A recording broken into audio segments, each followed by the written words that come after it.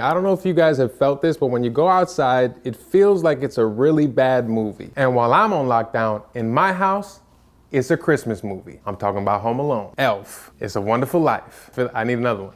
What's another one? Miracle on 34th Street. So far, 2020 has been a tough year. It's one of those years where you feel like, man, I just need to catch a break. And have you ever felt that way? You guys know what I'm talking about, right? It's that feeling where you work so hard for something and then in an instant, it's snatched away. For example, you finally muster up the courage to ask your crush out on a date. They say yes, you're all set up to go to prom with the love of your life. You pick out your outfit, you rent a Maserati to cruise in, and then a pandemic hits. Now, maybe 4 months ago, this example would have been cheesy. I mean, you would have looked at me and said, that's nuts, like that would never happen, but how about now? See, if we weren't currently living this insane reality, you might have thought that was a bad plot to a low-budget film on Netflix. Pandemic Prom Night, starring Zac Efron and the cast of Sharknado. I mean, you guys can picture it, right? In a world where prom reigns supreme, one boy, one girl will be at home playing safe instead of going to their prom. They don't even, my voice, they don't want to be crowned with this corona. And yo, I wish this was just a plot to a bad movie, but it isn't. It is our current reality. In the blink of an eye, our whole life has shifted.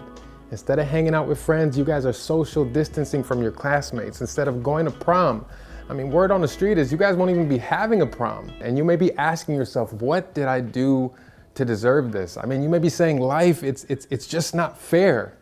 You may be thinking, why is this happening to us? See, what if I told you that we have a choice in how we view the most difficult, hard to explain, painful moments of life? And I'll say it again. We have a choice in how we view the most difficult, hard to explain, painful moments of life. See, 2020 hasn't been an easy year for you guys. You've experienced some of the most difficult moments of your young life. There's been tremendous loss this year. You've experienced hard to answer questions. You've gone through pain that will shape you forever. And what I want to be clear with today is that we can go through the most difficult, hard to explain, painful moments of life and ask, why is this happening to me? Or we can ask the question, why is this happening for me? And don't get me wrong, this type of posture for life, it is not easy, but most life-changing things aren't easy. Which brings me to growing up in Chicago, best city in the world, but I'm not biased. Some of you may be watching The Last Dance. If you aren't, it's a documentary that revolves around a guy named Michael Jeffrey Jordan and the championship run of the 97-98 Chicago Bulls, the greatest team of all time. But I ain't here to argue with you. Also, it ain't easy to argue with a dude while he's in quarantine in his house in Los Angeles. What you gonna do? If you wanna argue, hit me up, DM, JohanSpeaks, let's do this. And as a little guy, I loved Michael Jordan. I'm talking about my whole life revolved around wanting to be like him. I picked up the basketball for the first time when I was 10 years old, and I just fell in love with the game. My only problem was I was short. I was really, really short, like mini-me type short. I was so short that people would always block my shot, so I learned how to shoot. I mean, from very far away as you could think from the basket, and that was my specialty. Every single day I'd go out and I'd shoot hundreds of jump shots. I became so good that I got recruited to play high school basketball, which was a pretty big deal for me. There was only one problem. I was still short. Very, very short. I'm talking about like Kevin Hart short. I was 5'2" my freshman year of high school, and people would always say, you're never gonna make varsity if you don't grow. And that made me mad because they said, you know, you're a good shooter, but you need height to get to that next level. And from that point forward, I was determined to grow. I would do everything that I could. I mean, I would hang from pull-up bars. I would just like jump up and jump down just randomly. I would try to touch really high ceilings. I would ask friends to like grab my arms, other friends to grab my feet and just like stretch me out in hopes that I would grow. And none of it worked. I mean, I was still short, really, really short, like the dude from Game of Thrones short. And then it happened. The moment that changed everything. My PE teacher gave me a piece of wisdom that changed my life forever. One day during class, he said, we grow while we sleep. And if we want to grow to our maximum potential, then we need to sleep 8 to 9 hours a night. You best believe that was my new religion, sleepyanity. That doesn't sound right, does it? But you guys know what I mean. I slept a lot. My bedroom became my sacred place. I bought a humidifier, one of those sleep masks, got me a noise machine, and I made sure my butt was asleep every night at 10 p.m.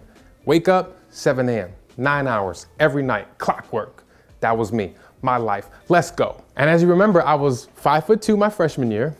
My sophomore year, I was 5'4", so I grew 2 inches over a summer. Not that bad. My junior year, I was 5'11". I grew 7 inches over a summer, and the religion of snoozianity was in full effect. It still doesn't sound right, huh? The name of my new religion, it doesn't really matter because my faith and hard work, it paid off. I made varsity.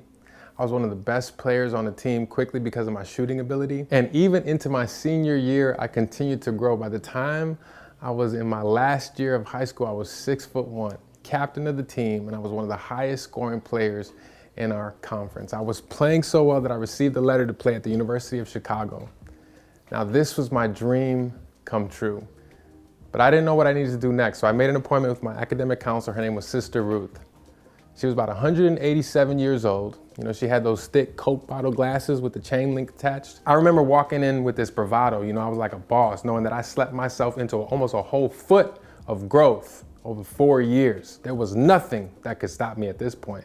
So I sat down, I handed Sister Ruth the letter. She took a glance, right? She looked at me before putting her glasses on, and as she was reading the letter, I'm just beaming. You know, I'm bouncing off the walls with excitement. I could barely contain myself. She reads a couple times, she glances at me up and down. And I remember like it was yesterday, she finished reading, she folded the letter back up, put it back in the envelope, handed it to me, and she looked at me and she said, "You're never gonna make it. University of Chicago is one of the best schools in the nation when it comes to academics, and you're not smart enough. You may be good in the basketball court, but you can't cut it in the classroom." Now, if my life was a bad B movie, this will be the part where I get up in a state of rage, right? I flip over her desk, I run up to her, I grab a piece of her hair and rip it off of her head. I look at her and I say, "To remember you by." And then I would storm out, slam the door, the glass would shatter. I would look at her dead in her face and say, "Your mama's not smart enough." And then I'd go to the University of Chicago. I'd wear her hair on my shoes as a reminder of who I need to prove wrong and become a star in and out of the classroom. And the name of my bad movie would be Hair Jordan. Hair, not like H-A-I-R. Hair Jordan. Man, I'm really bad at names. But unlike what we're going through right now, my life, you see, it didn't feel like a movie. It was pretty normal. I left that room and I asked myself, why is this happening to me? I mean, maybe she's right. Maybe I don't have what it takes. Maybe I'm not smart enough. So I decided to not go to the University of Chicago. See, that's the story of what happened to me. That was me feeling like a victim and nothing ever turns out my way. Why is this happening to me? When I was a senior in high school, trying to make sense of my pain, I wish a man from the future traveled into the past to tell my younger high school self that what just caused me embarrassment and pain didn't happen to me. It happened for me.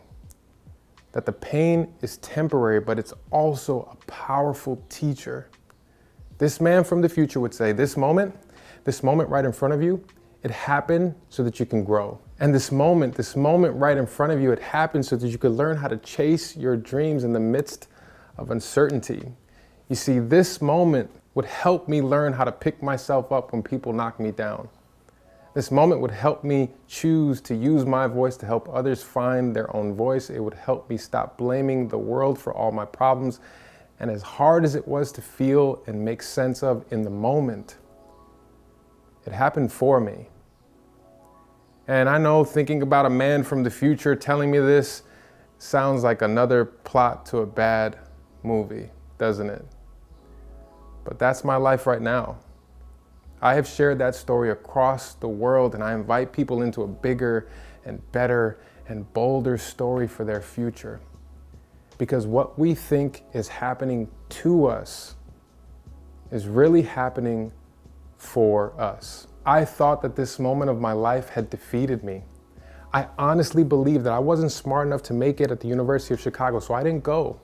I didn't even make an attempt because of what happened to me, right? This victim, how could life do this? I didn't do anything to deserve this. You see, because Sister Ruth was the person who was supposed to help guide and nurture me so that I made the best choice for my life at that point. I felt like I couldn't catch a break.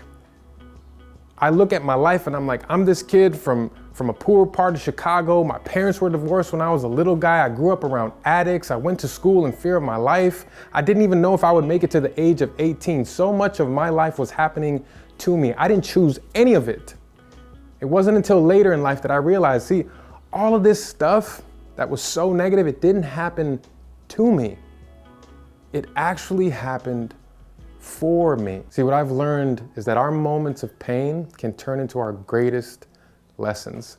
The people who we think broke our heart actually can teach us how to love.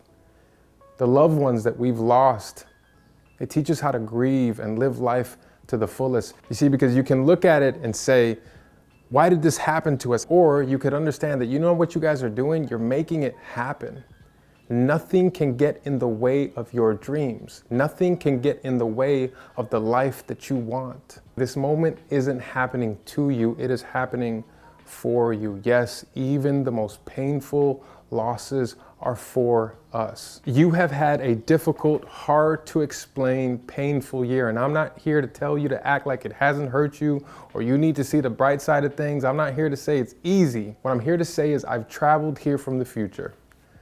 As a man who has lost people he's loved, who had people like Sister Ruth knock him down, who's grown up around addiction and violence and the difficult, hard to explain, painful moments of life, they don't happen to us. They happen for us. I'm going to say it again. It didn't happen to you. It happened for you. You will grow. You will learn, you will get stronger, you will persevere, you will adapt, you will tell this story for the rest of your life.